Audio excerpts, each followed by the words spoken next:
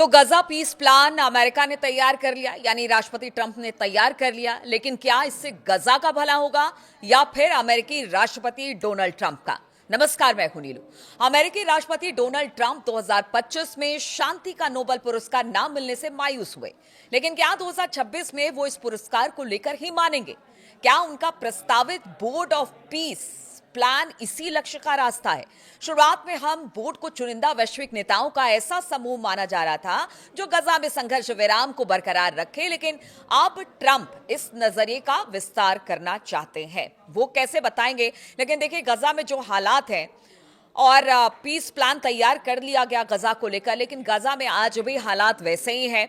अब ट्रंप जिस तरह से सभी देशों को न्योता दे रहे हैं कि आइए और इस पीस प्लान में शामिल हुए, साथ ही पैसे भी दीजिए और अधिकार वो मेरे पास होगा, तो इसके क्या मायने हैं, क्या मतलब है और क्या ये यूएन के लिए भी एक चैलेंज है? चलिए आगे बढ़ते हैं और बात करते हैं ग्रीनलैंड की। तो ग्रीनलैंड को किसी भी तरह हासिल करने की जिद करते आ रहे ट्रंप ने जब स्विट्जरलैंड के दावोस शहर पहुंचे तो उन्होंने अपने रुख को जरा नरम किया।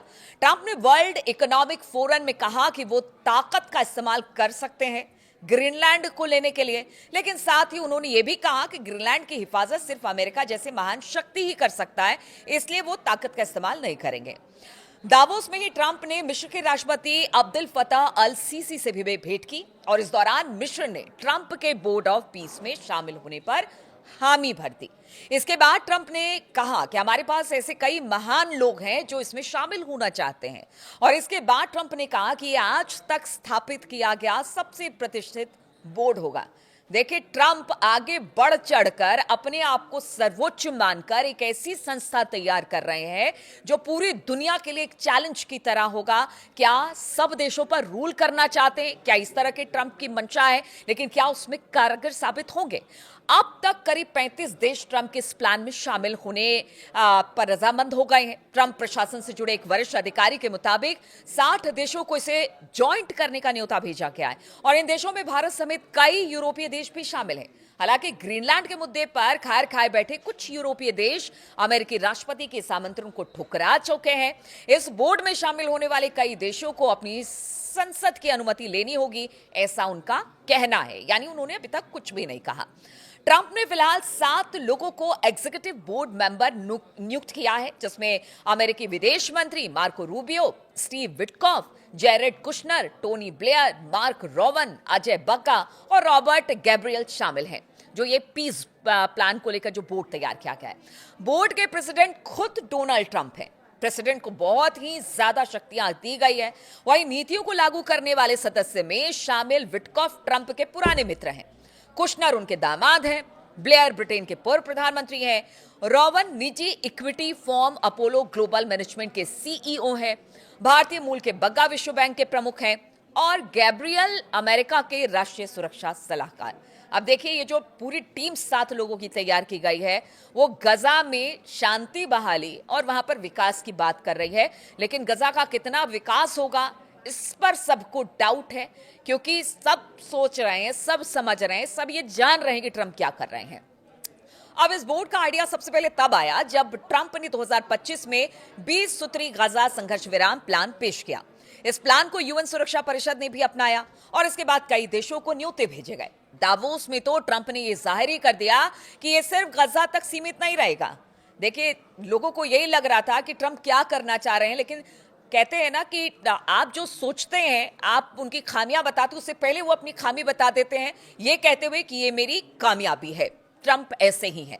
79 साल के ट्रंप कहते हैं कि उनका बोर्ड ऑफ पीस संयुक्त राष्ट्र द्वारा किए जाने वाले कई काम खुद करेगा और मुमकिन है कि देर सबेर यूएन को महत्वहीन बना दिया जाएगा।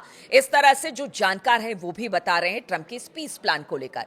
लेकिन क्या ट्रंप आगे भी अमेरिका के राष्ट्रपति रहेंगे? इसलिए इस पीस प्लान को लेकर जानकार कह रहे हैं कि क्या होगा आगे कोई नहीं जानता। हालांकि ये ट्रंप की मंशा ज्यादा और पीस प्लान को लेकर, गजा को लेकर काम करने की मंशा थोड़ी कम दिखाई देती है, लेकिन आगे क्या होगा किसी को नहीं पता।